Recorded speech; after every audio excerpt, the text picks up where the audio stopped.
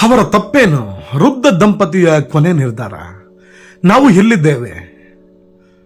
S, ಇವತ್ತು ಮಾತನಾಡ್ತಾ ಇರೋದು ಒಂದು ಭಾವನಾತ್ಮಕ ವಿಷಯ. ಇದು ಚಂದು ಧ್ವನಿ ಪಾಡ್ಕಾಸ್ಟ್. ಇವತ್ತು ಮನಸ್ಸಿಗೆ ಏನೋ ಒಂದು ದೂರವಾದ ಭಾವನೆ,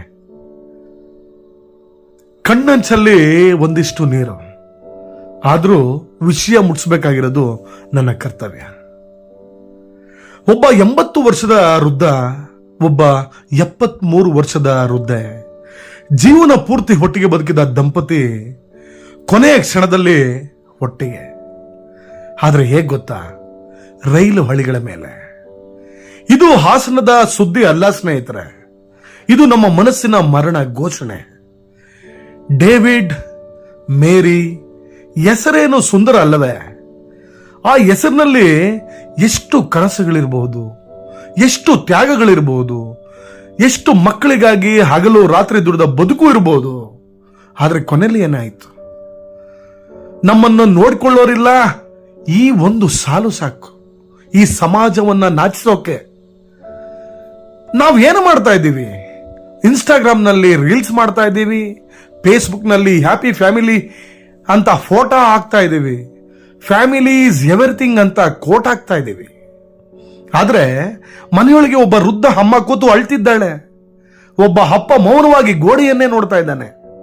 ಅವ್ರಿಗೆ ಬೇಕಾಗಿರೋದು ಹಣ ಅಲ್ಲ ಸ್ನೇಹಿತರೆ, ಒಂದು ಒಳ್ಳೆ ಮಾತು, ಒಂದು ಕಪ್ ಚಹಾ ಜೊತೆ 10 ನಿಮಿಷದ ಸಮಯ,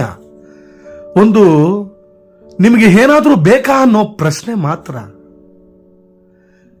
80 ವರ್ಷ ಬದುಕೋದು ಸುಲಭ ಅಲ್ಲ, 73 ವರ್ಷ ಬದುಕೋದು ಅದಕ್ಕಿಂತ ಸುಲಭ ಅಲ್ಲ. ಅಷ್ಟು ವರ್ಷ ಬದುಕಿದವರು ಕೊನೆಗೆ ರೈಲು ಹಳಿಗೆ ಹೋಗಿ ನಿಲ್ಲೋ ಮಟ್ಟಿಗೆ ಒಂಟಿತನ ಎಷ್ಟು ಕಚ್ಚಿರಬಹುದು. ಅವರು ಸಾಯೋದಕ್ಕೂ ಮುಂಚೆ ಎಷ್ಟು ಬಾರಿ ಯೋಚಿಸಿದ್ದಾರೆ ಗೊತ್ತಾ? ಇನ್ನೂ ಸ್ವಲ್ಪ ಕಾಯೋಣ, ಯಾರಾದ್ರೂ ಕರೆ ಮಾಡ್ತಾರಾ ಅಂತ. ಆದ್ರೆ ಆ ಕರೆ ಅವ್ರಿಗೆ ಬಂದಿಲ್ಲ. ಸರ್ಕಾರ ಏನ್ ಮಾಡ್ತಿದೆ? ಹಿರಿಯ ನಾಗರಿಕರಿಗಾಗಿ ಯೋಜನೆಗಳಿವೆ, ಆದ್ರೆ ಹೃದಯದ ಒಂಟಿತನಕ್ಕೆ ಯಾವ ಯೋಜನೆ ಇದೆ? ಮಕ್ಕಳು ಏನ್ ಮಾಡ್ತಾ ಇದ್ದಾರೆ? ಹಣ ಕಳಿಸಿದ್ರೆ ಕರ್ತವ್ಯ ಮುಗಿಯುತ್ತಾ? ಹಾಸ್ಟೆಲ್ನಲ್ಲಿ ಓದಿನ ಮಗ, ಕಂಪನಿಯಲ್ಲಿ ಕೆಲಸ ಮಾಡೋ ಮಗಳು ಒಂದು ವಿಡಿಯೋ ಕಾಲ್ ಮಾಡೋ ಸಮಯ ಇಲ್ವೇ? ನಾನು ವಿಶೇಷವಾಗಿ ಯುವಕರಿಗೆ ಹೇಳ್ತಾ ಇದ್ದೀನಿ, ನೀವು ನಿಮ್ಮ ಪೇರೆಂಟ್ಸ್ ಜೊತೆಗೆ ಇರುತ್ತೀರಾ? ಅವರಿಗೆ ಸಮಯ ಕೊಡ್ತೀರಾ? ಅವರ ಮಾತು ಕೇಳ್ತೀರಾ? ಇವತ್ತು ಮನೆಗೆ ಹೋಗಿ ಅಮ್ಮನ ಕೈ ಹಿಡಿದು 5 ನಿಮಿಷ ಮಾತನಾಡಿ, ಅಪ್ಪನ ಜೊತೆ ಕೂತು ಒಂದು ಟೀ ಕುಡೀರಿ. ಅದು ಮಾಡೋಕೆ ದೊಡ್ಡ ಡಿಗ್ರಿ ಬೇಕಾಗಿಲ್ಲ ಕಣ್ರಿ, ಒಂದೊಳ್ಳೆ ಹೃದಯ ಇದ್ರೆ ಸಾಕು. ನಾವು ಸಮಾಜವಾಗಿ ಫೇಲ್ ಆಗಿದ್ದೀವಿ.